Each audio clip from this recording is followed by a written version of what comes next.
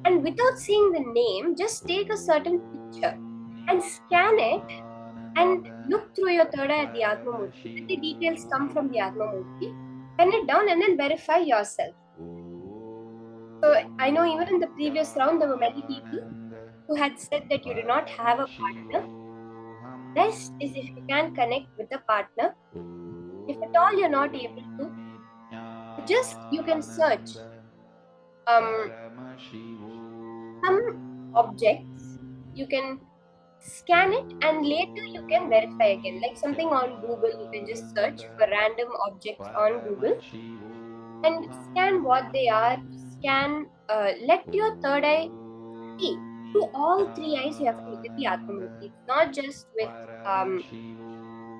your your third eye. It'll be with all your three eyes. You'll look at the Atma Murti and you'll be able to see the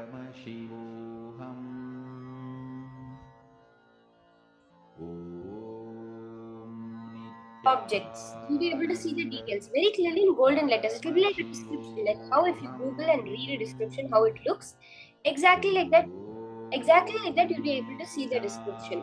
Like you'll see the letters coming like this object is from in different ways, very clearly, like a full, like you're reading out. Understand again and again. It's you are just reading it out. That's all you do during the power manifestation. Now also, when you're when you're doing the Akashic reading power about a certain object, the history, the details of that object, you're just going to read out whatever Paramashiva shows you, Atmamurti, whatever Kalabhairava is revealing to you. Now, even if you're not seeing anything, wait, connect back to Paramashiva and look. Again and again, look back till you see the golden letters on screen. Paramashivoham. Om Nithyananda Paramashivoham. Om Nithyananda Paramashivoham.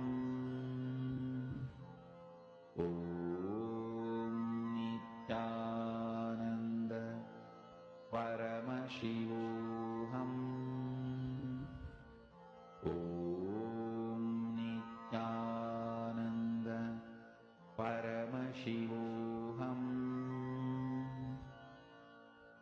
Om Nithyananda Paramashivoham. Om Nithyananda Paramashivoham. Om Nithyananda Paramashivoham. Om Nithyananda Paramashivoham. Om Nithyananda Paramashivoham. Om Nithyananda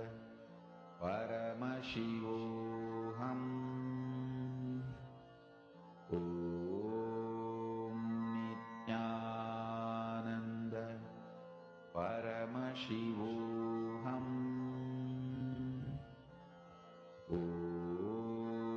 Nithyananda Paramashivoham.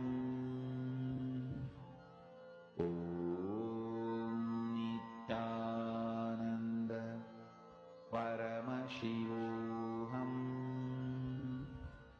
Om Nithyananda Paramashivoham. Om Nithyananda Paramashivoham. Om Nithyananda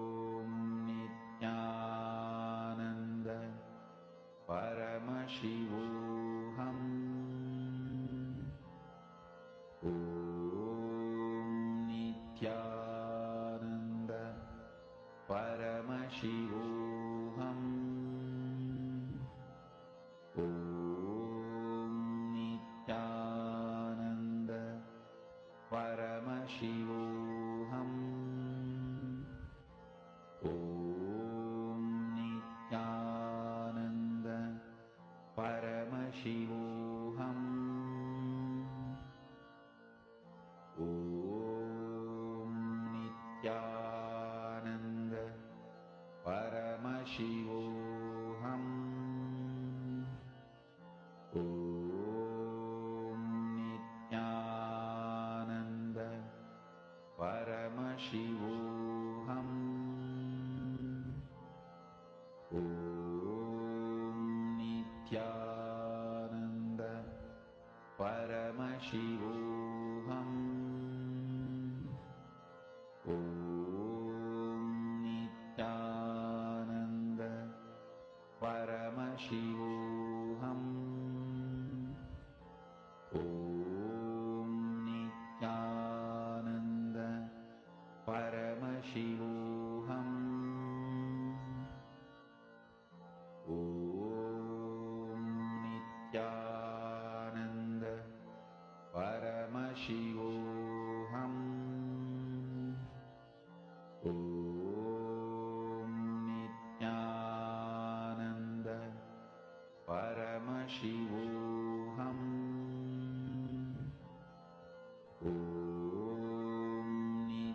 Now, Nithyananda Paramashivoham. entering into the next session, before that, you can all take a few minutes, verify with your partner whatever you were able to see through your third eye, whatever details Kalabhairava showed you in golden letters on the Atmamurti. The details of the object that was given to you, you can scan, just type it down and send it. In the next session now, we're going to be understanding who exactly is Bhagavan Kalabhairava as revealed by Swamiji. So now, listen to Swamiji's revelations on Bhagavan Kalabhairava.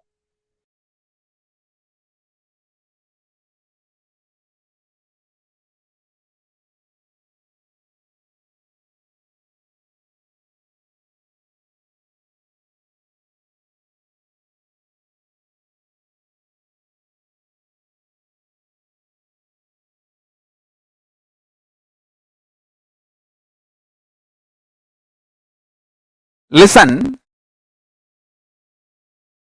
the principle of time, Kalabhairava, not just Kala or time, principle of Kala is Kalabhairava. It means, listen, how Kala is experienced in our plane is different. How Kala is experienced in higher zones like a Devaloka, Bur, Bhuva, Bu is ours, Suva, Tapa, Satya, the higher vertical time zones, the higher planes. How Kala is experienced, that all that put together is principle of Kala. Principle of Kala is Kalabhairava. Kala is part of Kalabhairava. Understand this. So Kalabhairava is principle of Kala.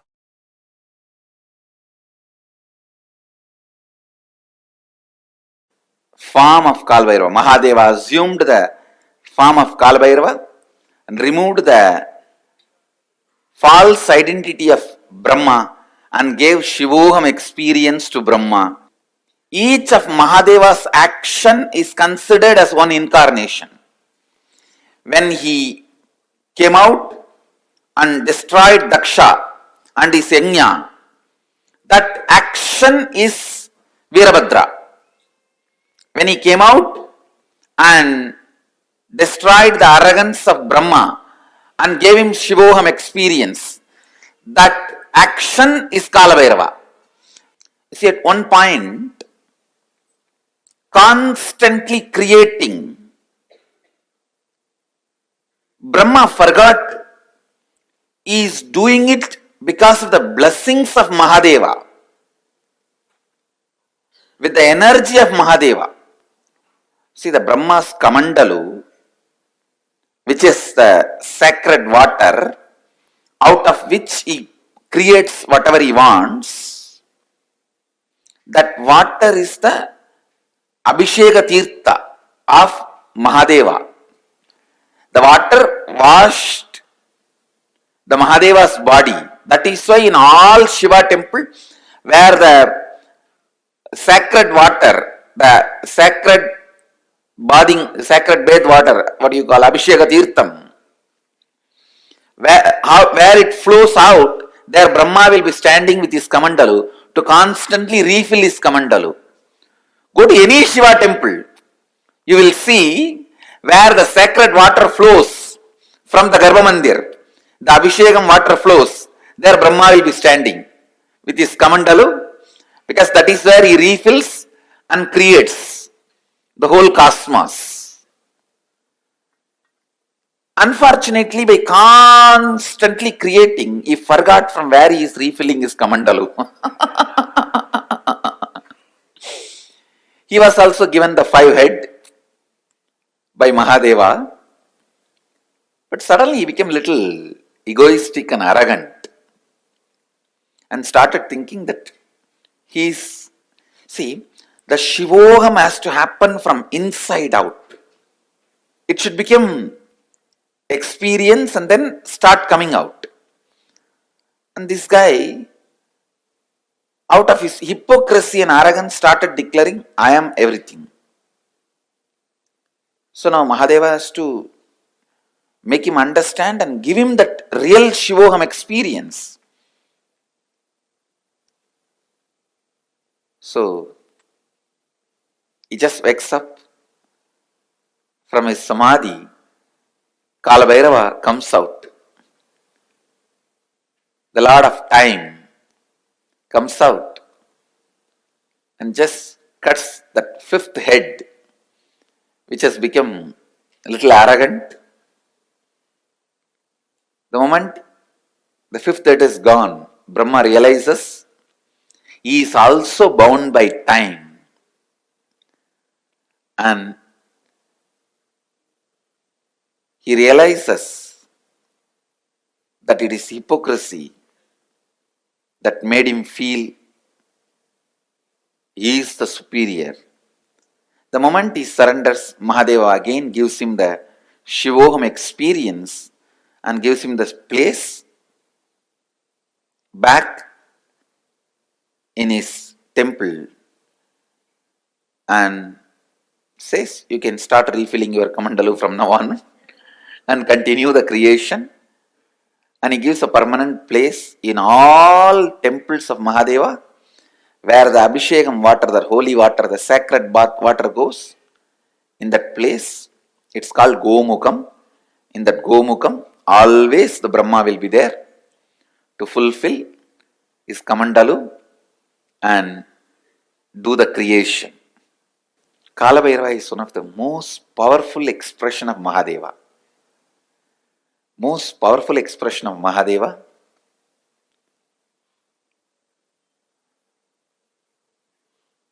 He is the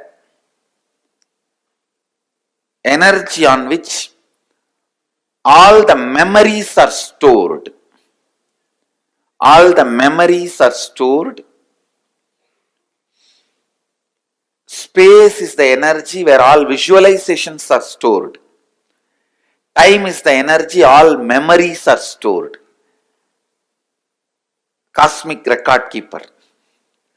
All the word documents are kept with Kalbhairava. All the visual documents are kept in the space. The space, embodiment of space is Nataraja.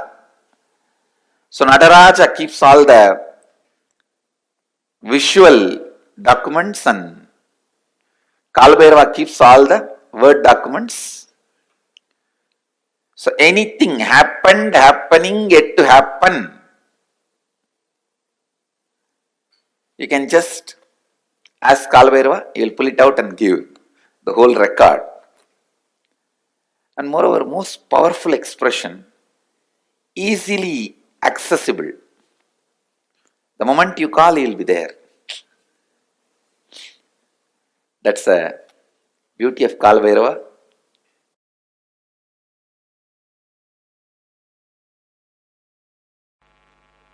I tell you, life is only for the people who start thinking, living Advaita, who start thinking, living in the space of completion.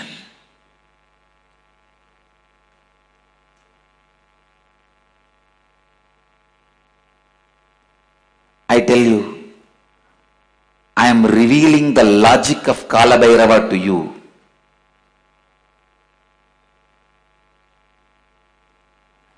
The logic of Kala Bhairava is the logic with which life is operated. Understand? None of your questions life cares about. You go on asking questions. Why good people suffer, bad people flourish? All those questions are from your arrogance. Life never cares about your questions. Life will not care about your questions. Life will not care about your stupid rationality. Life will not care about your illogical logic. Kala, he goes on happening. He goes on happening with this one logic. Understand? Just with this one logic.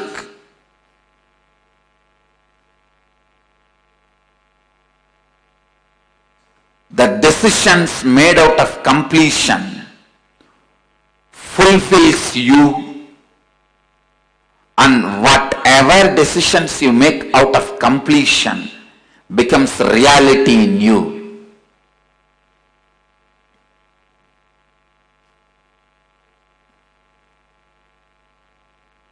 It is your decision, your courage to be in the space of completion. Only that is rewarded. The more you try to cheat life with your hypocrisy, life does not just cheats you back, it beats you back. Understand?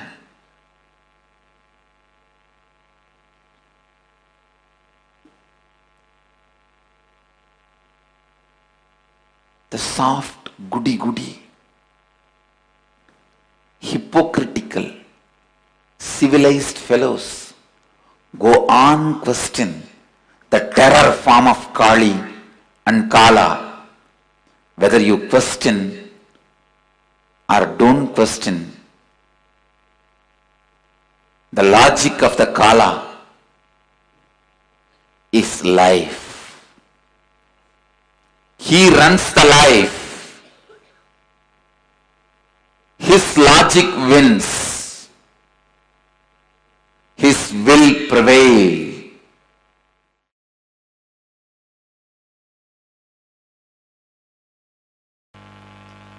Life is not for the people who claim innocence for their ignorance,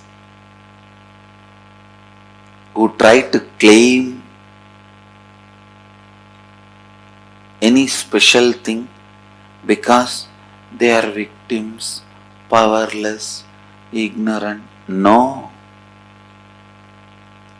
Be very clear.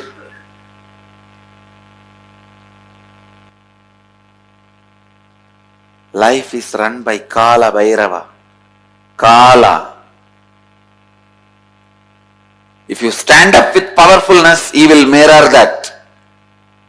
If you stand with powerlessness, he will mirror that.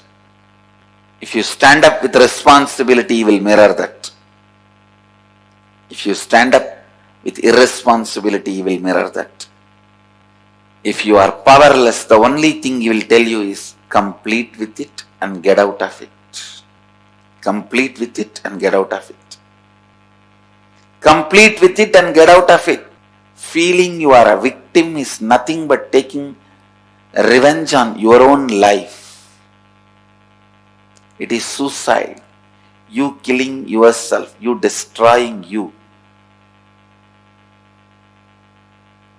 Feeling victim-like is you killing yourself, destroying you.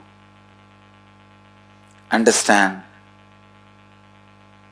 So many times I have seen people again and again and again think, if you feel you are powerless, innocent, incapable, you should be forgiven. Listen. Completing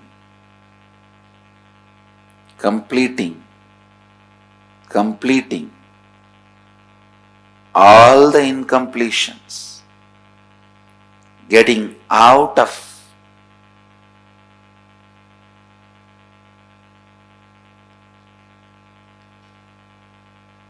the victimhood is living Advaita. Understand? Advaitic activism means again and again and again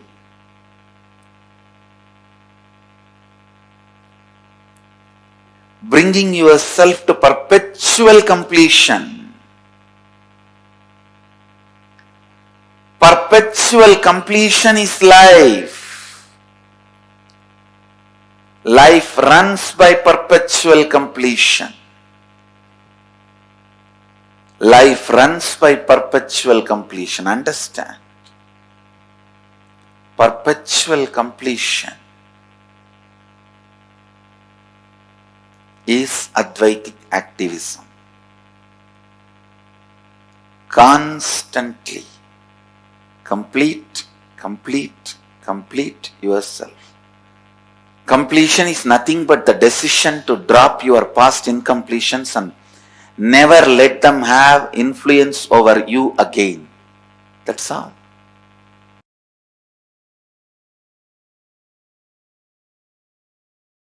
A lady devotee with a mentally little challenged child goes to Ramakrishna and asks,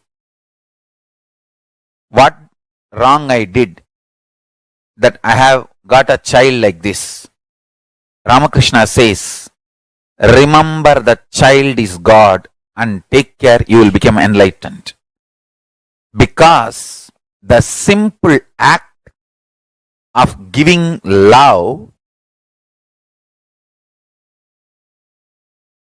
strengthens your Kala dimension, and if you remember, cognize to whom you are giving love is God, it becomes devotion. I tell you, every time you share love, every time you use love as the strategy for your existence, the joy oozes out in your being is the strength of Kala Bhairava. Strength of Kala Bhairava. Kala Bhairava is eternally loving, caring, blissful, ferocious, ecstatic, blissful, ferocious.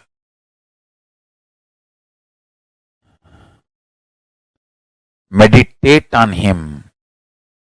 Be eternally loving like him. You will be just. Understand? All justness manifests from extreme love. That is why Kala Bhairava is Lord of Yama. Kala Bhairava is the Lord of integrity. Kala Bhairava is Lord of justice. All justice is delivered cosmically only from the pure space of love. Maintain the intense space of love. Paramashiva will raise you to the space of being a justice, delivering justice to the world. Compassionate, eternally loving are always kept in the space of delivering justice, giving justice. Understand? Extreme compassion, extreme joy, extreme ecstasy.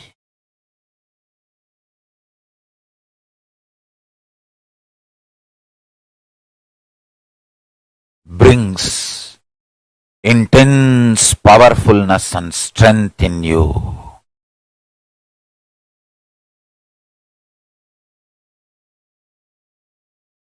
Just go on be sharing smile and love to anything you see. Hug anything you see.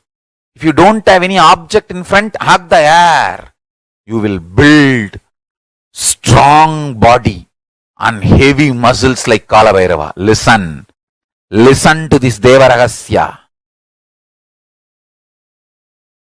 Look everything you see with love. Hug everything you see, including the air. You will build healthy, powerful, heavy body and grounded being. Superconscious flowering. Sannyasa is seeing everything you see through love, hugging everything you see. One with everything you see. People, objects,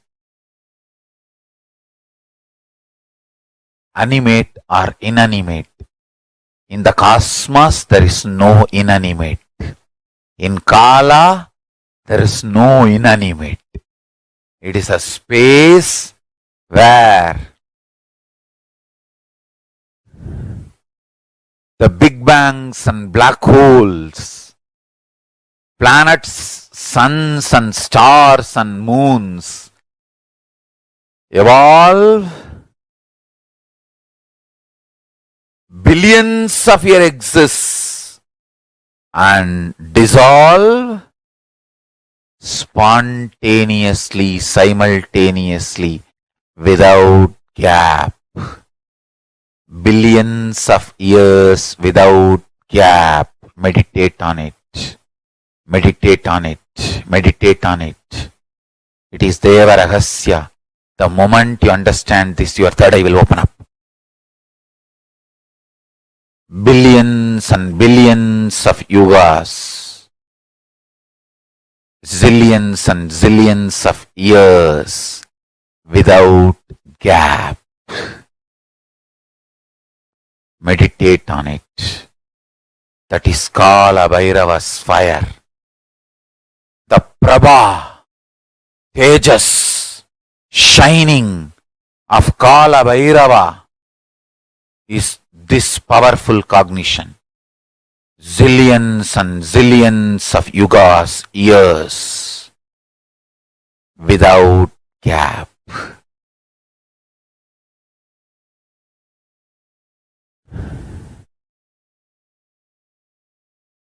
Universes, multiverses happen, exists for billions of years, dissolve, but no gap. It is spontaneous and simultaneous. Meditate on this in your third eye. Meditate on this in your third eye.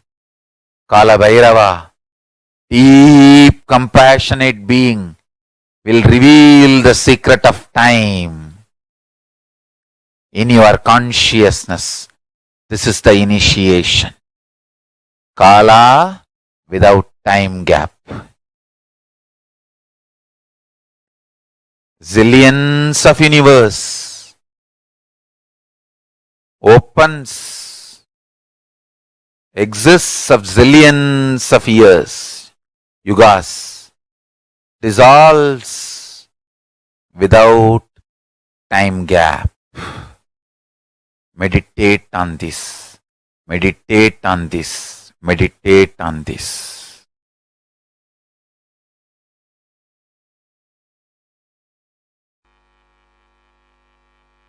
Go and tell Kalabhairava, all the known incompletions I commit with you, I will complete.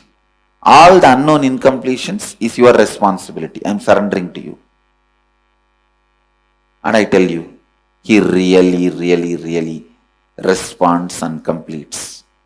Whenever you ask him to bring completion to you, he is embodiment of compassion. Whenever you associate you with the incompletions, he is the terror. Which side you are standing only decides whether he is terror or compassionate being. He is the most compassionate if you are standing on the side of the completion. He is the ultimate terror if you are standing on the side of the incompletion. He can show the extra teeth and the smile both. He can show the terror teeth and the smile both. He is the only God capable of that. To terror teeth and the wide smile. If you associate yourself with completion, he has such a sweet smile for you. If you associate yourself with the incompletion, he has such a terror teeth for you. The terror teeth will grind even universes and swallow. The smile can create even universes for you.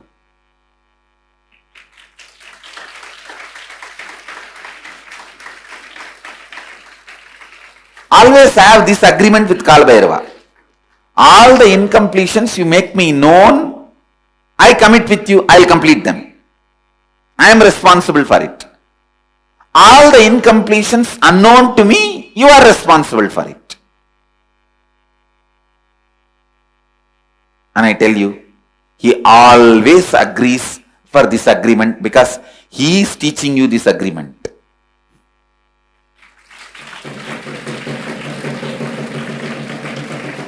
He always agrees for this agreement. All the incompletions known to me, I am responsible.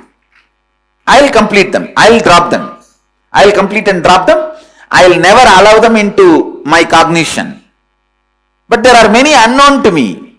I cannot do anything about it. That you are responsible. I tell you, he is the most sweetest God.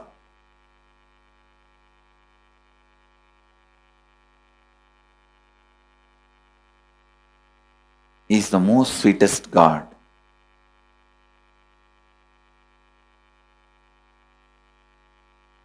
He is the Lord of completion. He can heal any incompletion. Not only heal, he can just make any incompletion irrelevant.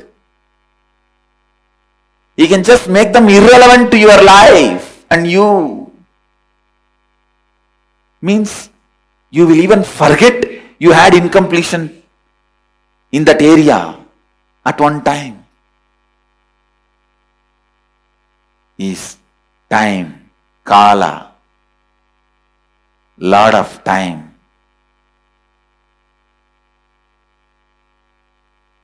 So go and tell him, All the incompletions I have about my vision, my seeing, which is known to me, I am responsible. I'll dig them out, dig them out, dig them out, and complete and drop. Whatever is not known to me, you are responsible. Complete them. Or make them known to me so that I can complete. Either I should be Lord of life or you should be Lord of life. No third person in between you and me. That's all.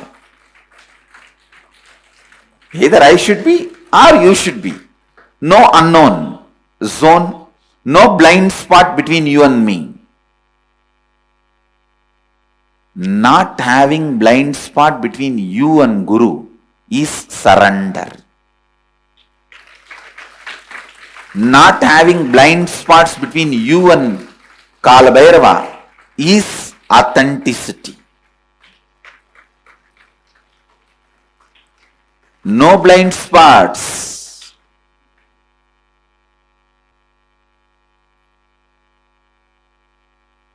Either for all this I am responsible and I am completing it, and whatever is not known within my framework, you are responsible.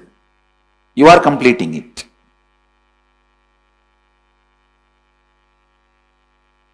But ultimately, we are neither going to have known incompletion nor going to allow unknown incompletion. That's all. Neither known incompletion nor unknown incompletion. Both will not be allowed.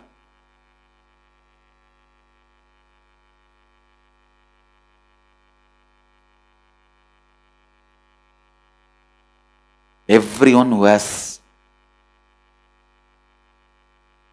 spectacles or contact lens,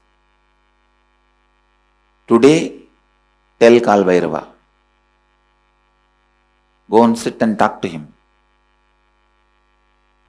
You don't even need to talk for him. You just go and talk to him. You will see. He will answer. You will simply listen the answer in his own voice. You don't need to say how you do in the temples. Oh God, please save me. And then you talk for the God also. Oh my son, don't worry. I am here. I will protect you. For our Kalbhairava, you don't need to talk back. You just say, oh Mahadeva, please protect me. He will say, hey, what you are trying to act here?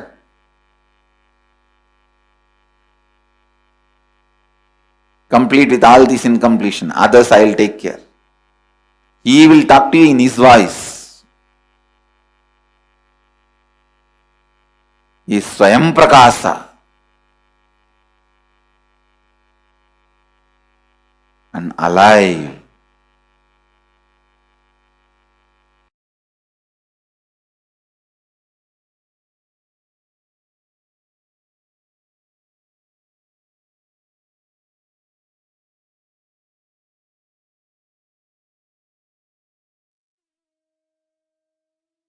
Beautifully revealed to us about how when you see Kala Bhairava and associate yourself to your inauthenticity, you'll only see the terror in his eyes and those large fang like teeth. But when you side by your authenticity, even in his huge, between his teeth, you will see his most compassionate smile. And the most important truth Swamiji revealed Kala Bhairava stands with grants for anything that people ask for those who take him for granted. Not just those who connect with him, those who have love. Swamiji said, those who take him for granted, Kalabhairava is with them, manifest for them.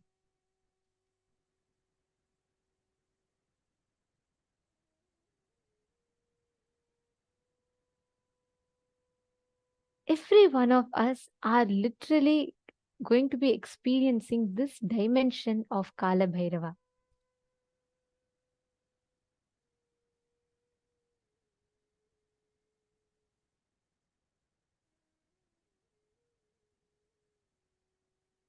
Every one of us sitting here today, we are going to be experiencing this dimension. Kala Bhairava is that space where he manifests as the Lord of time, the Lord of space, taking all of us beyond all these aspects of life, basic aspects of life, and gives us the ultimate experience of being, becoming, radiating the space of Kala Bhairava.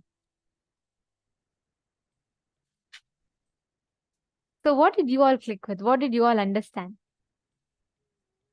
Can I request everyone to share?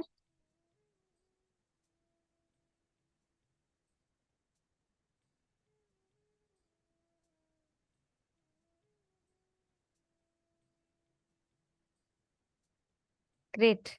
Mamina Haridas. Wow. Okay.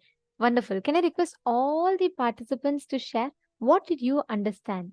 Who is Kala Bhairava? What dimension of Kala Bhairava did you click with?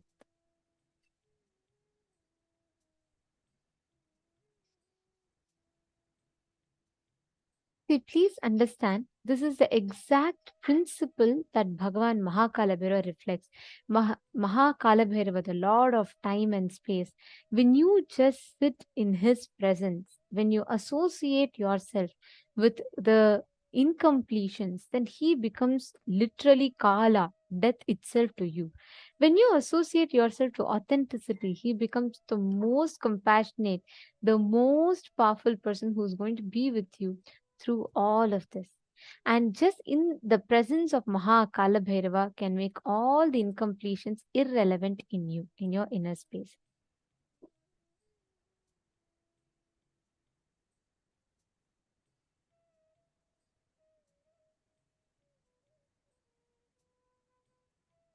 Ghakaro Bhairavam Nyeyam Muktabham Shatrunashanam Gakara Kala Bijam Cha Kalam Sarva Jayam Bhave. The letter Gha is related to Bhairava. It is in the color of the pearl. It has the power of destroying enemies. The letter Nya is related to Kala Deva. It is in the color of black. It has the power of bestowing victory in all endeavors. Life is only for the people who start thinking, living in the space of completion. Just with this one logic, the decisions made out of completion fulfills you. And whatever decisions you make out of completion becomes reality in you. Life is run by Kala Bhairava. If you stand up with powerfulness, he will mirror that. If you stand up with powerlessness, he will mirror that. If you stand up with responsibility, he will mirror that. If you stand up with irresponsibility, he will mirror that. That's why Swamiji tells, life is a mirror. Kala Bhairava just mirrors. He just mirrors the space that you are in. He just mirrors what you reflect in life. If you decide, I am going to be authentic, I am not going to entertain any inauthenticity, then Kala Bhairava will simply mirror that space in you. Whatever you decide to stand by, Kala Bhairava mirrors that inside of you. If you decide to side by your authenticity, right? When you decide, I am not going to entertain any patterns, any powerlessness in me, I am going to be authentic, then he simply will stand by you and he'll make sure you manifest that space. That is Kala Bhairava. See, as long as you feel stuck, you feel, oh God, completion and all is not possible for me. And every time you feel like this is what it is, I'm going to be stuck in this, all this is not going to be possible for me, then you will be stuck in that same rut forever. Let's do a very quick exercise. I request every one of you to pen down at least 5 situations where you felt completion is not possible for you. Can I request every one of you take 5 minutes, pen down at least 5 situations where you felt completion is not possible for you.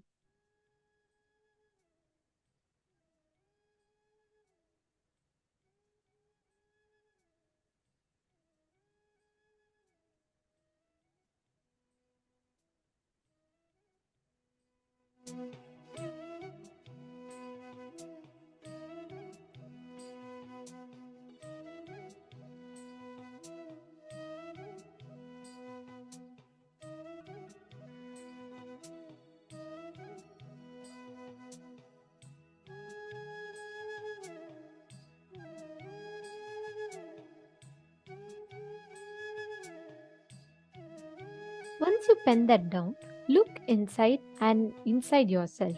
Identify the real reason why you did not complete with those patterns. Even though you are suffering from them, why you chose not to complete with those patterns. Is it because you were lazy, bored, uninspired, or arrogant? Look inside you. Identify the exact reason inside of you.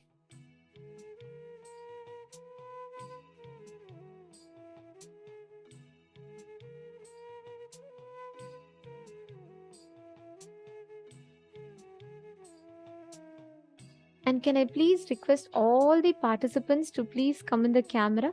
We are going to be entering into the preparation for the death meditation process very soon.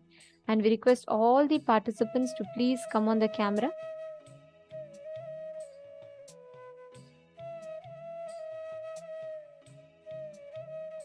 See, today's should not be missed at all. Today's is a very, very important process, and the death meditation process should not be missed by anyone. We request all the participants to please settle down and make sure you're on camera. We understand for many of you it is quite late in the night. It's your midnight time. Please make sure that you're all coming in the camera. Please settle down. Just have some water. Keep yourself hydrated.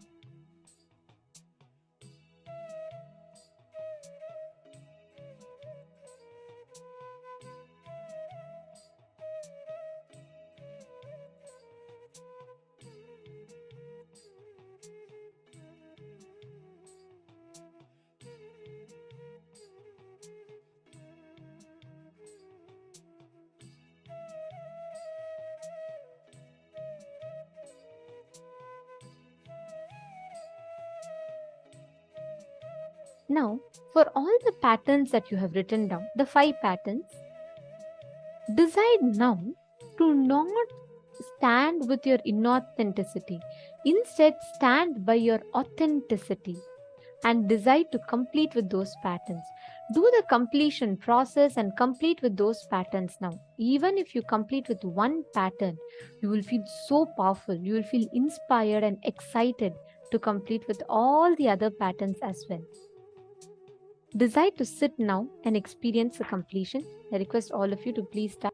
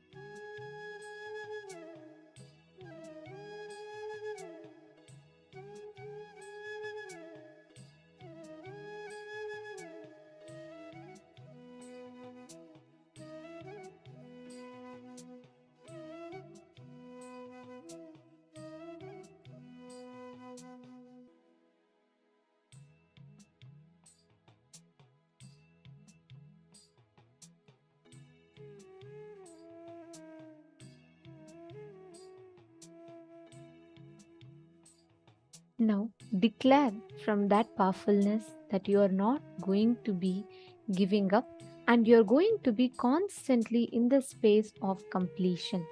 You are not going to be giving up. You are not going to be deciding, like Swamiji said, You deciding to be in the space of completion is Kala Bhairava. The space of completion itself is Kala Bhairava. That is a space of completion. You just decide to be in that space and not entertain any other incompletions, thought patterns inside of you.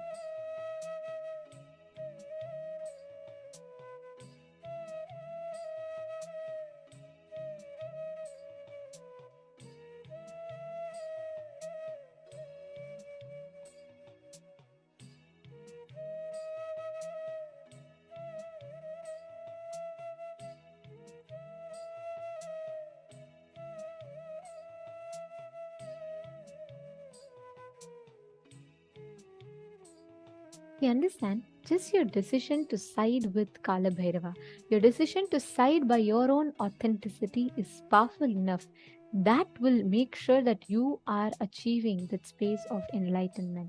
That will make sure you are always experiencing that breakthrough and that space of completion in you. That's all you need to do. Now, in the same space, let us all enter into the next session where we are going to be understanding about the very, very special initiation you're going to be receiving today, the Vishesha Deeksha.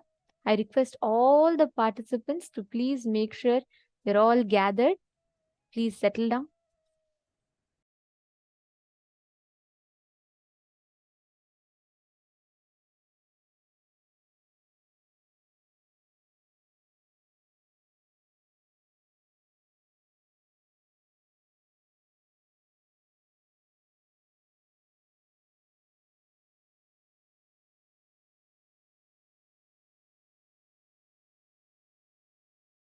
Actually, the Vishesha Diksha is fundamentally initiating you into power manifestation and opening the doors of Kailasa for you. That's literally the Vishesha Diksha. Vishesha Diksha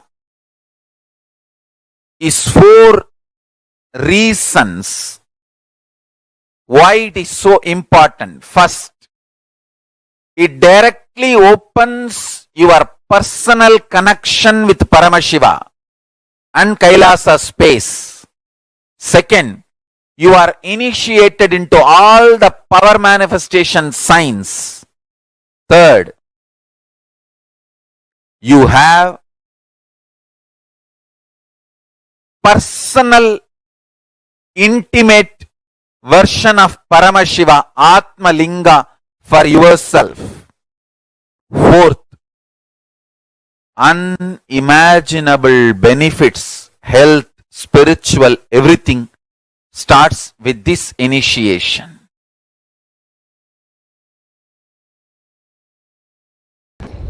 Understand, Vishesha Diksha is giving you superconscious breakthrough.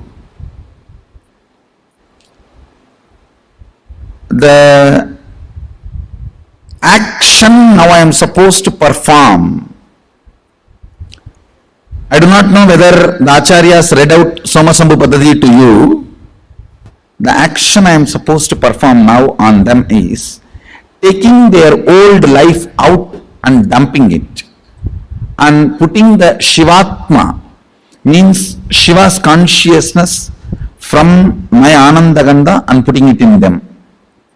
Read out the whole thing, then they will understand why Vishesha Diksha. Unfortunately, people think Vishesha Diksha means vegetarianism, that's all. No. Shaivam is not just Shaiva meal, Shaiva life. It is initiations you receive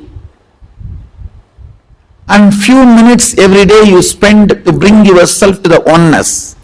Puja is nothing but bringing you to oneness. For example, I give you my personal cell phone number and tell you every day and on particular time, if you call me, you can talk to me directly. Are you going to take that as a load work? Oh, every day I have to call. Or are you going to feel, wow, I have a direct access to him. Every day I can, few minutes, I have a direct access to him. What are you going to feel? Puja is giving you Sadashiva's personal cell phone number. He has committed to me, whoever I initiate, When you connect with him, he is committed to me, he will respond to you. I am authorized to give you his personal number. Puja is nothing but giving you the authorization to call him at particular time. And he has committed to me, he will respond to you. Vishesha Diksha is nothing but giving you his personal number, hotline connection. So every day during the puja, that few minutes you can connect with him in oneness, and he has committed to me, he will respond to you. Understand? I am authorized exchange for him. He has given me the authority. That is the reason I am sharing. One more thing I want to tell you. Sometimes people come and try to tell me, oh, non-veg food is a human right. Being human itself is not right. What stupidity you are talking about non-veg food? Your body is not made for that. I am not talking from the sense of moral. If you want to evolve into the next level, don't eat poison. Vishesha Diksha demands only two requests from you. One, you need to be vegetarian. Another one, every day at least 10 minutes you need to bring yourself to the oneness with the puja. 10 minutes is too less time. It doesn't take more than 10 minutes, I know. It's too less time. Sadashiva is demanding to respond to you every day and keep yourself in oneness. Actually, I don't promote any other spiritual practice. People ask me, should I do this technique, that technique? Twisting the eye and looking here and blowing the nose, this corner, that corner. I don't give you any technique. I only ask, connect with him in oneness, 10 minutes a day. I think maximum it takes 11 minutes.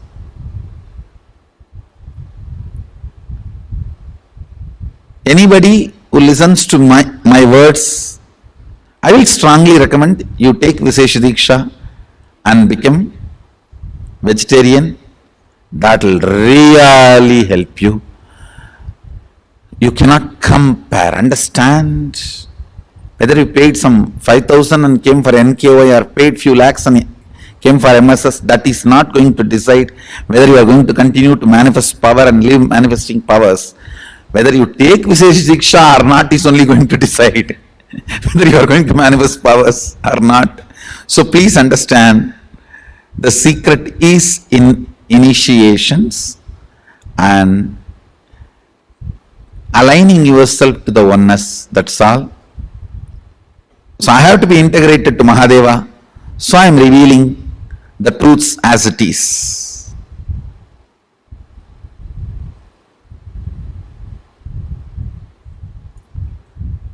Whatever is said and done, Vishesha Diksha is something extraordinary. Literally the whole system gets upgraded to the super consciousness.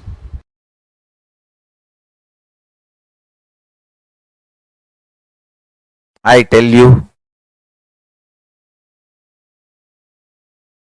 in my whole life, it is Nitya Puja,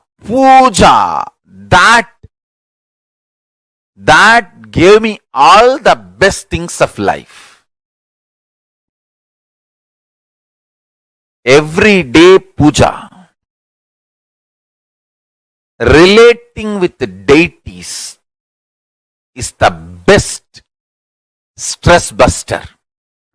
Touch the deities, do decoration, dress up.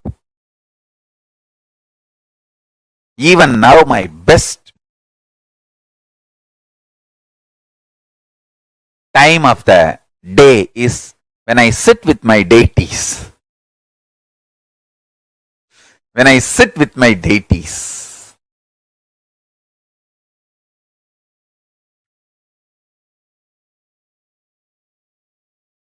Dress up the deities, jewel them, spend time with them, talk to them, intensely pray, deeply connect and pray. Understand?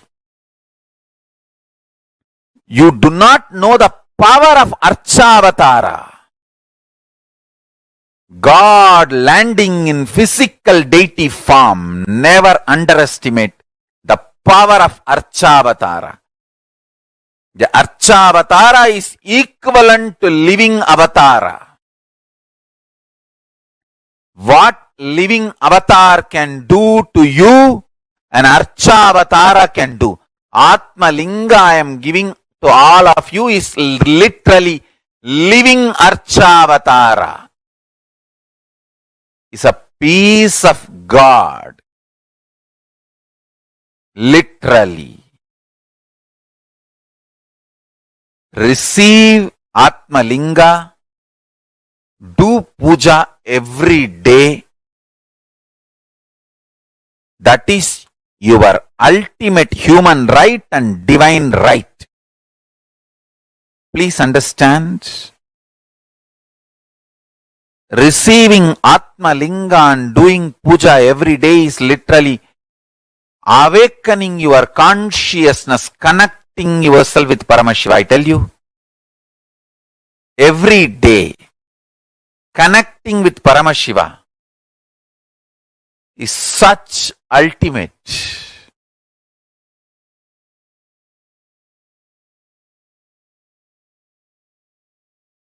Puja is the time-tested, foolproof, ultimate stress-busting methodology.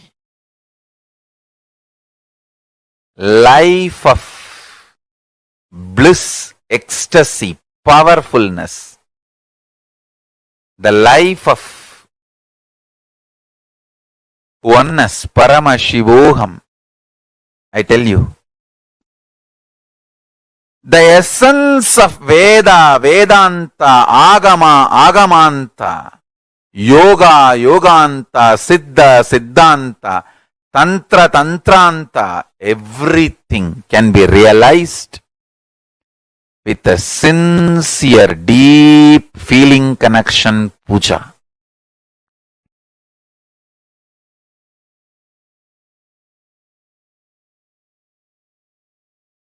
Puja is the ultimate. Especially Nitya Puja. It is just unimaginable lifestyle. We should make as many deities as possible and as many temples as possible. As many people should be inspired, initiated to do Nitya Puja.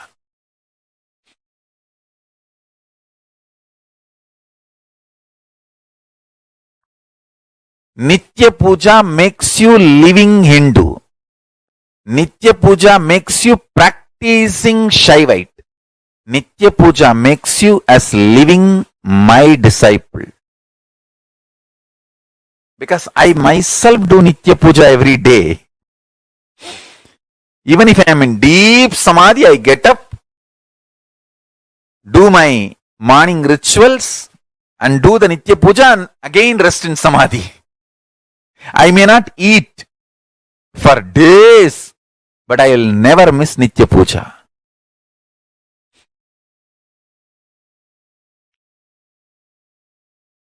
Even the people who cherish enmity towards me, they say, he somehow doesn't miss Nitya Puja.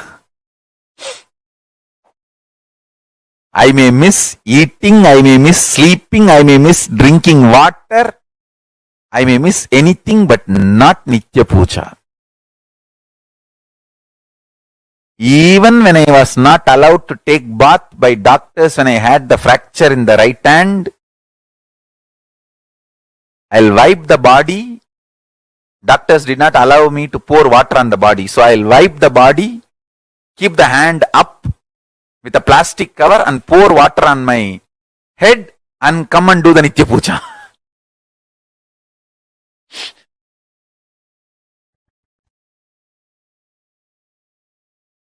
I may miss eating, I may miss sleeping, I may miss drinking water. I may miss anything but not Nitya Puja. I may miss food. I may miss eating. I may miss sleeping. I may miss drinking water. I may miss anything, but I will not miss Nitya Puja. And I strongly recommend all my disciples to develop this as your lifestyle. Nitya Puja is the ultimate lifestyle. Puja is the time to connect with Paramashiva. Actually, Puja is the personal, intimate time with Paramashiva.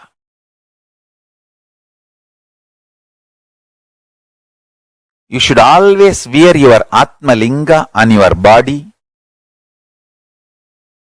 and every day do puja. Nothing like that. See, in the initial level, even if you are not able to do everyday puja, start wearing the Atma Linga in your body. Slowly you will pick up the habit. You will feel, wow, when I do puja, it is so nice. Every day you will start having inspiration and start doing the Anmartha Puja, the personal worship, personal connection with Paramashiva. I tell you, if at all we need to write in one line in my autobiography or biography, because there will be thousands of biographies. There will be one autobiography by me, but there will be thousands of biographies. If I have to reduce the whole thing to one line, what is the one thing Swamiji never missed in his life? You can't even say breathing, because many times in Samadhi I stopped breathing. The only thing I never missed in my life is Nitya Puja. Many times I have stopped eating. Many times I have stopped sleeping. Many times I have stopped drinking water. Many times I have even stopped breathing. The only thing I have not stopped in my life is Nitya Puja.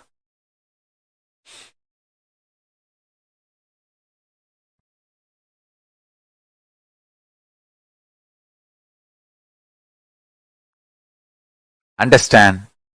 It is that important. It is that important.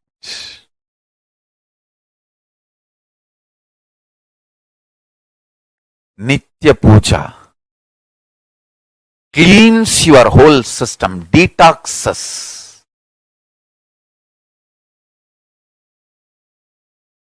Ripes your consciousness, makes your consciousness open up in your system. The essence of Veda, Vedanta, Yoga, Yoganta, Agama, Agamanta, Siddha, Siddhanta, Nada, Nadanta, Bodha, Bodhanta, everything is Nitya Puja.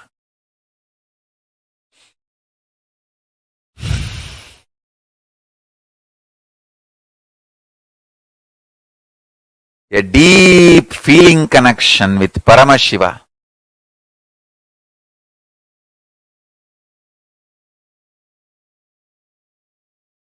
And praying to Paramashiva, connecting with Paramashiva, pouring yourself at the feet of Paramashiva is Nitya Puja.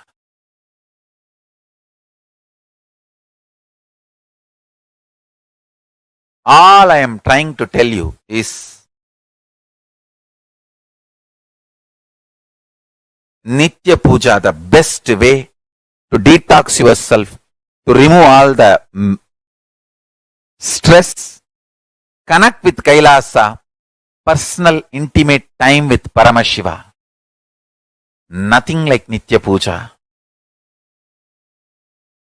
to achieve the ultimate enlightenment and living enlightenment and to manifest the powers of Paramashiva. to manifest the state, space, powers of Paramashiva, Nitya Puja is the best. Essence of Vedanta is Tattvamasi. Essence of Agamanta is Shivoham. Essence of what I am teaching, Veda, Vedanta, Agama, Agamanta, Yoga, Yoganta, Tantra, Tantranta, Bodha, Bodhanta, Nada, Nadanta, everything is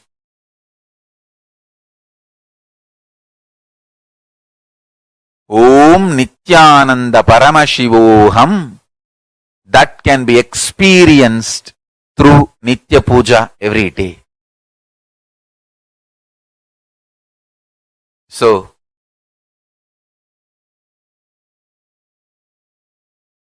today's powerful cognition for all of you, Paramashiva is inside our consciousness. Nitya Puja is the time to connect with Paramashiva and have personal, intimate experience with Paramashiva. Sit straight, meditate on this powerful cognition. With intense chanting of Mahavagya, I'll guide you to have a direct experience of Kailasa and Paramashiva now. Sit straight. Have intense, vibrant chanting of Mahavagya, Om Nithyananda Paramashivoham, and connect with Paramashiva and Kailasa.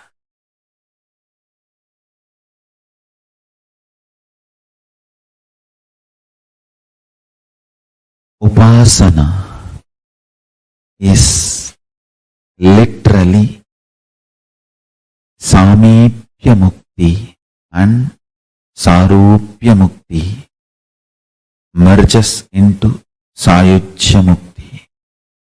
Understand? Intense prayer may start as Visishtadvaita, will evolve as Dvaita and raise to Advaita and manifest as Shuddhadvaita. Whatever level it is, prayer is the most powerful, ultimate way of connecting with Paramashiva. Intense prayer, intense prayer, intense prayer, intense prayer.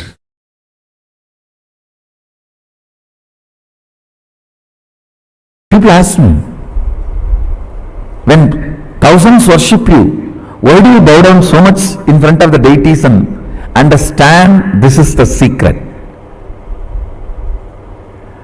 When you sit in oneness, you should know very clearly, even when I pray, I am you. When you are operating in relative existence, you should know, even when I am one with you, I am praying. I am devoted to you. In relative existence, always be devoted. In reality, always be one. Understand, duality is not ultimate. I am repeating again. Oneness is the ultimate truth. That does not mean in relative existence you will be arrogant. No. You will be humble. In relative existence, you will be humble. That is why I say, the Advaita I am teaching is Sutta Shivadvaita. In oneness, even when we pray, we are one with you.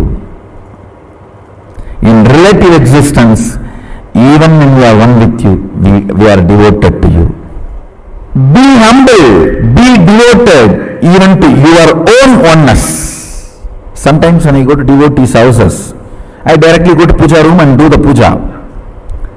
Some of the devotees will keep my photo also. When I do the arti, I have to show to all. I cannot move the hand. I have to show all only. They ask, what is this, Swamiji? You are showing arti to your own photograph. What can I do? It is a symbol of my oneness. I am devoted to that.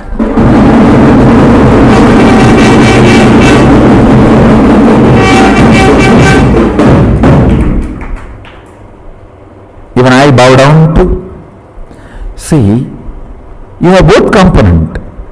Your oneness, Shuddhatvaita, and your relative existence, to which you are going to be devoted, that is going to manifest in you more and more. That is going to be strengthened in you more and more.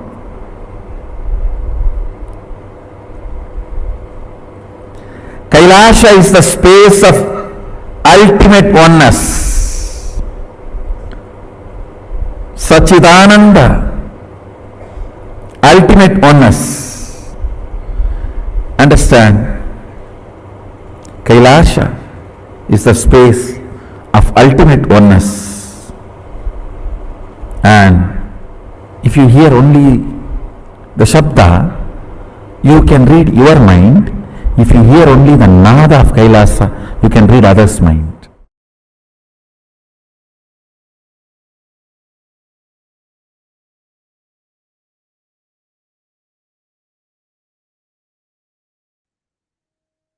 Vishesha Diksha is nothing but having the personal hotline connection with Paramashiva. I think that one statement literally summed up what Vishesha Diksha is for us.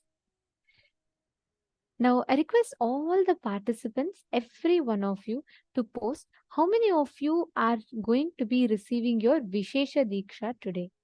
Vishesha Diksha is a level 2 of Shiva Diksha. I request all the participants to please post and let us know how many of you are going to be receiving the Vishesha Diksha today. Literally, Vishesha Diksha is a space where the Guru removes your being, puts it into his being, and reinfuses the ultimate new energy in your being. That is Vishesha Diksha. So, how many of you are taking Vishesha Diksha today?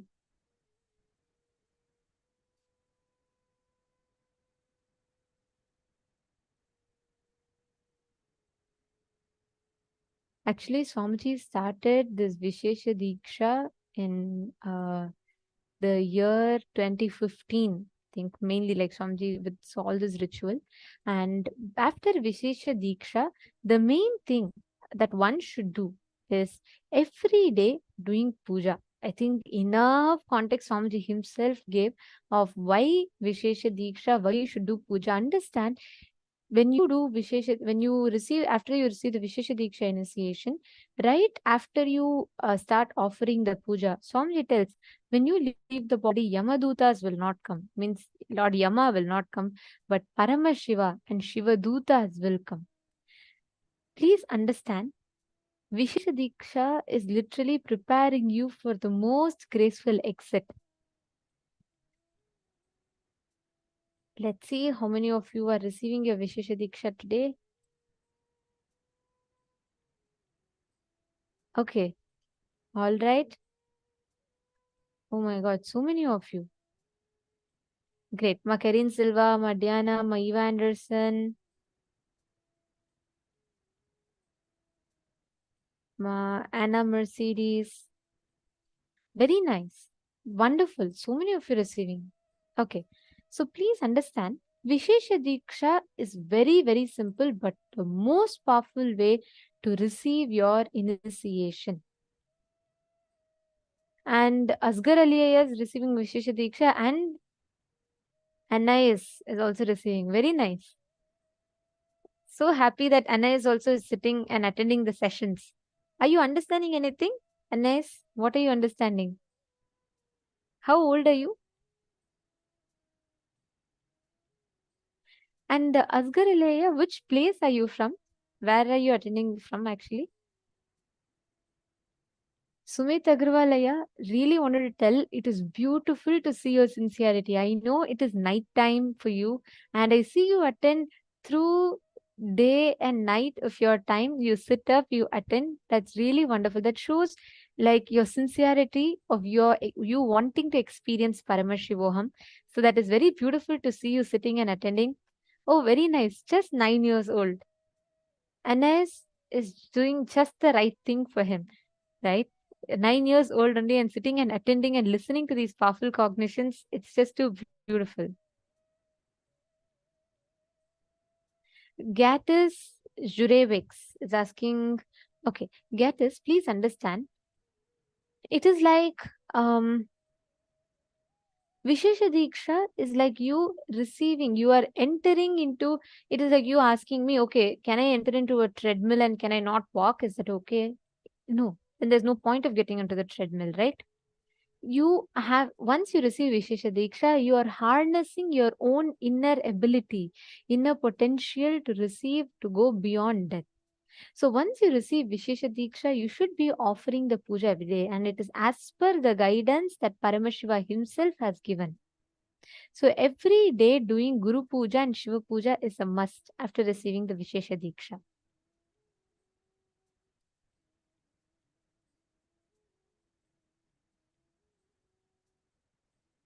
Okay, all of you, can I request all the participants to now, every one of you that are receiving the Vishesha Diksha, please take a few minutes to head to the link that is being projected for all of you now. And please sign up in the link that is shown.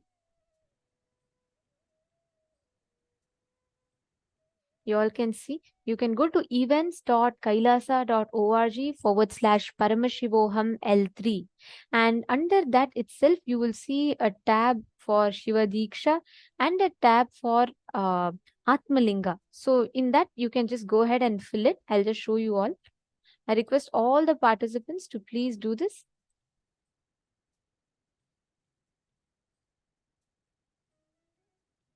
You all can head to paramashivoham.org, the link that was projected for all of you. Yes. So if you go to that page, it will open up to something like this for you. And once you head there, just scroll down in the page and you will see receive Shiva Diksha, get initiated and request for Atmalinga. You will get two options. You will see one option for receiving Shiva Diksha. You will see another option for requesting for Atmalinga. So for receiving Shiva Diksha, you can just click this and it will take you to this. You can fill it and you will be able to sign up. And it's a similar process for receiving the Atmalinga Diksha as well.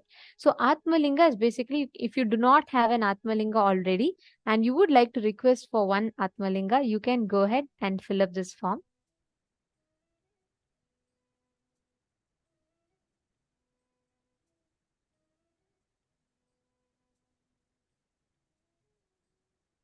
All right. So now let us all get ready for the death initiation process. Can I request all the participants to come back, settle down in front of the camera? This is a very, very important session. So I request all the participants to please make sure that every one of you are here. I request everyone, please come on the camera.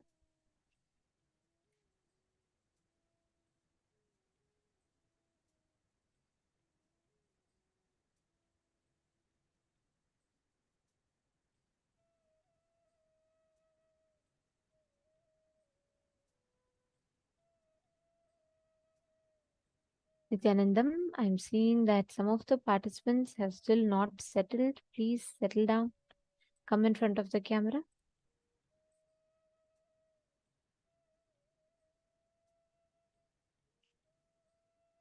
Nithyanandam, Ainishi, can I request everyone to please sit up? See, these sessions are too important. Do not miss these sessions. And this is a very, very important preparatory process for today's Deeksha. I request everyone to please come on the camera. And during the death process, if anyone is not in the camera, we will be having to move you all into the waiting room. So if we request all the participants to please come in the camera, from now onwards, all those who are not in the camera will be moved to the waiting room, because we are preparing ourselves for one of the most important initiations. All the participants that are watching us in YouTube and all the other social media platforms, for you to receive this initiation, for you to be part of death process, you all also can join through the link paramashivoham.org, and please join the two-way video conferencing, because this session is exclusively only for the people who are ready, who are in the two-way video conferencing, because it is very important that you are in Naina Deeksha to be able to receive this initiation. So we request every one of you to please have your cameras on. Nithyanandam, dear participants, can I please request everyone to come on the camera, please? From now, all the exercises, all the processes that we are going to be doing, in all of them, we are going to be having this preparation for the death process. After that, we will directly be entering into the death meditation process itself.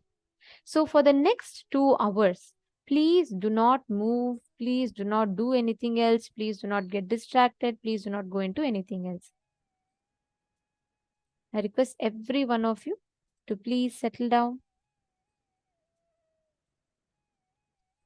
And if any of you have your friends, your family members that you don't want them to miss this at all, please call them, invite them over.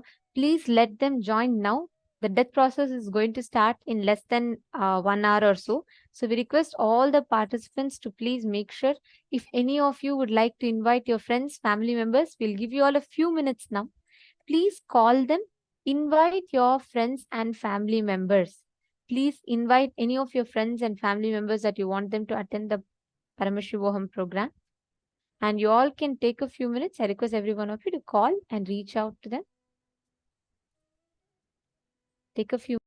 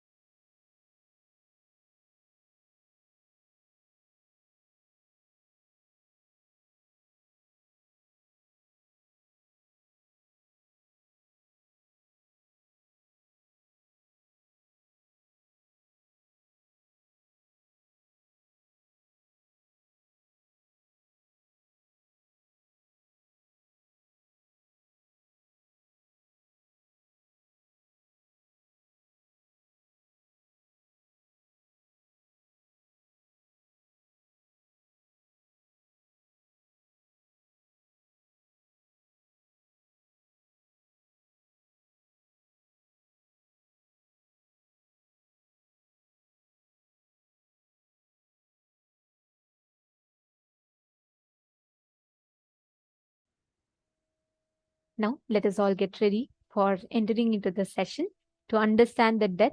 See, all the viewers that are watching us on YouTube, we will now be taking this stream off. So you will all be, for you to be part of this exclusive process, you all can join paramashivoham.org, and please join this via the two-way video conferencing, where we can see you and we can conduct the process. So I request all those who are watching us now, on social media platforms, the stream will now be ending and we will be entering into the death meditation process. All right. So now I request all the participants here, every one of you. Ma Ratna Prabha is asking how you can apply for your daughter. Just for Shiva Deeksha, Ma, you can fill up on her behalf. Please put her details and you can fill up on her behalf. Okay. And all the participants who are here on the Zoom but off the camera during the death process, for the security reasons, we will be moving all of you into the waiting room. only those that are on the camera will be part of the death meditation process. If anyone is not there in the camera, we will be moving all of you into the waiting room. So if any one of you would like to be part of the death process, please make sure you're all on camera. And in Sarvadarshan room, I see a lot of the participants, Sarvadarshan female room and the Ananda Sabha. I request all of you to come, settle down. Please sit down. Yes, I request in every one of you, if you have any of your friends, family members that you would like them to join, please have them join right away.